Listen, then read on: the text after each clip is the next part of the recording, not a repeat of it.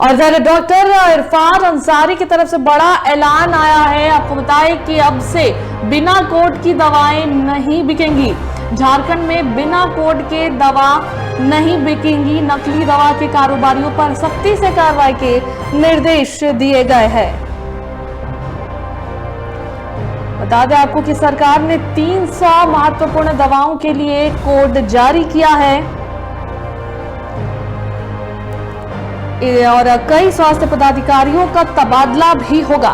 तो ये सारे निर्देश और ये ऐलान स्वास्थ्य मंत्री डॉक्टर इरफान अंसारी की तरफ से किया गया है।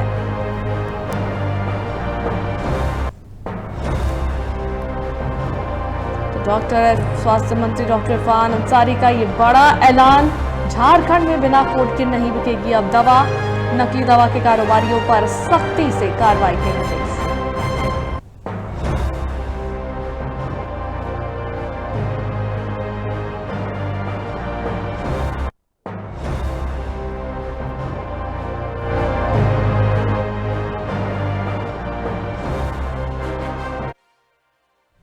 और इस पर अधिक जानकारी देने के लिए हमारे संवाददाता मोइजुद्दीन जुड़ रहे हैं रांची से। सीधा उनका रुख करेंगे।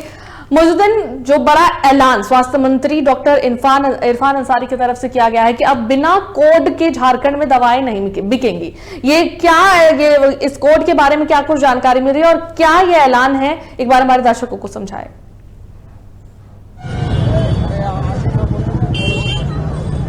बिल्कुल अनुष्का, देखिए झारखंड में लगातार दवाओं की कालाबाजारी से बचने के लिए, खासकर भ्रष्टाचार से बचने के लिए झारखंड के स्वास्थ्य मंत्री इरफान अंसारी ने एक बड़ा ऐलान किया है, जिसमें कहा गया है कि डॉक्टर या फिर दुकानदार कोई भी बिना कोड के दवाइयां खरीद और बिक्री नहीं कर सकेंगे।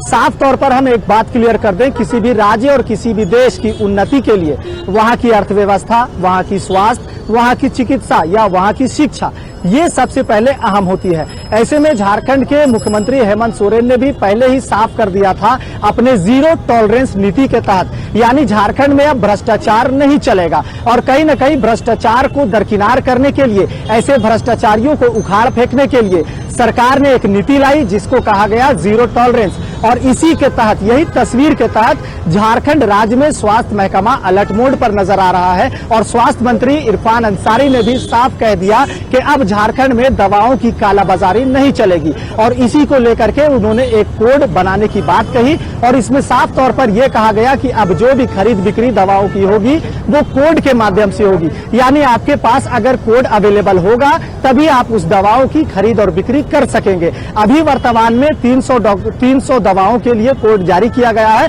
और आने वाले समय में और भी कोड जारी किए जाएंगे, जिससे और भी दवाएं इसमें शामिल किए जाएंगे। तो झारखंड राज्य में लगातार डॉक्टरों की लापरवाही, अस्पतालों की लापरवाही और बेहतर चिकित्सकीय सुविधा पर सवाल खड़े होते रहे हैं। कहीं न कहीं झारखंड राज्य में अंतिम व्यक्ति तक स्वास्थ्य सुविधाएं पहुंचाने की बात सरकार करती रही है, बावजूद अंतिम व्यक्ति तक वो सुविधाएं ना पहुंचना कहीं न कहीं झारखंड राज्य के लिए बड़ी विडंबना वाली सवाल खड़ी हो रही थी। ऐसे में सरकार ने एक अहम और निर्णय लिया कि जीरो टॉलरेंस, और इसी के तहत कहीं न कहीं ये माना जा सकता है कि स्वास्थ्य मंत्री का ये ऐलान इस पर एक तरह से सराहनीय मानी जा सकती है, क्योंकि स्वास्थ्य मंत्री ने साफ किया है कि अब झारखंड राज्य में दवाओं का जो भ्रष्टाचार है ये नहीं होगा। कहीं न कहीं इसे लेकर के जो कोड जारी किया गया है, इसके माध्यम से दुकानदार हो या फिर ग्राहक वो दवाओं की खरीदारी कर सकेंगे या खरीद विक्रय कर सकेंगे। तो फिलहाल झारखंड के सभी अस्पतालों में, सभी दुकानों में इसके लिए एक कह सकते हैं कि एक आवेदन होगा। पहले आवेदन करेंगे, आवेदन के बाद इसका एक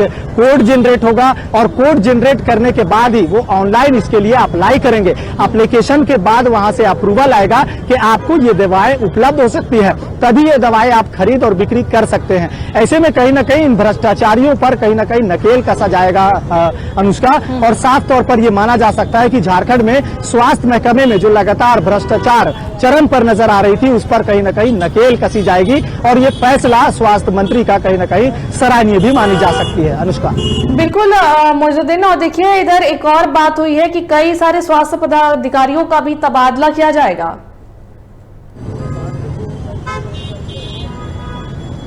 बिल्कुल, देखिए तबादले की बात पहले से ही आ रही थी कि झारखंड में जो भी अपने गंतव्य स्थान तक जो भी चिकित्सा पदाधिकारी हो या स्वास्थ्य विभाग के जो कर्मी है वो पहले से एप्लीकेशन दे रहे थे विभाग में कि हमें हमारी कोई कह रहा था कि हमारी तबीयत ठीक नहीं रहती, कोई कहता कि बच्चों की शिक्षा है। तो इस तरह को लेकर के कई तरह की चीजें वहां पर विभाग में दिए जा चुके थे। कई कर्मचारियों की ओर से भी डिमांड किया गया था, अनुरोध किया गया था कि हमें अपने क्षेत्र में वहां पर किया जाए। और कहीं ना कहीं स्वास्थ्य महकमा भी यही चाहता है कि लोग अपने क्षेत्र में काम करें, साथ साथ ऐसे स्थानों पर जहां चिकित्सकों की कमी है, जहां दवाओं की कमी होती है और जहां ग्रामीण क्षेत्र है, सुदूरवर्ती क्षेत्र है, ऐसी जगह पर अधिकारियों के पदाधिकारियों की उपस्थिति कहीं ना कहीं मरीजों के लिए बेहतर साबित हो सकती है। और इसी को लेकर के विभाग ने ये निर्णय लिया है। लेकिन विभागीय निर्णय के साथ साथ ये भी माना जा सकता है कि झारखंड स्वास्थ्य महकमा अलर्ट मोड में इसलिए भी है कि अब पूरे भारत देश में कहीं ना कहीं कोरोना संक्रमण का खतरा एक बार फिर से मंडराने लगा है। और अभी हांगकांग,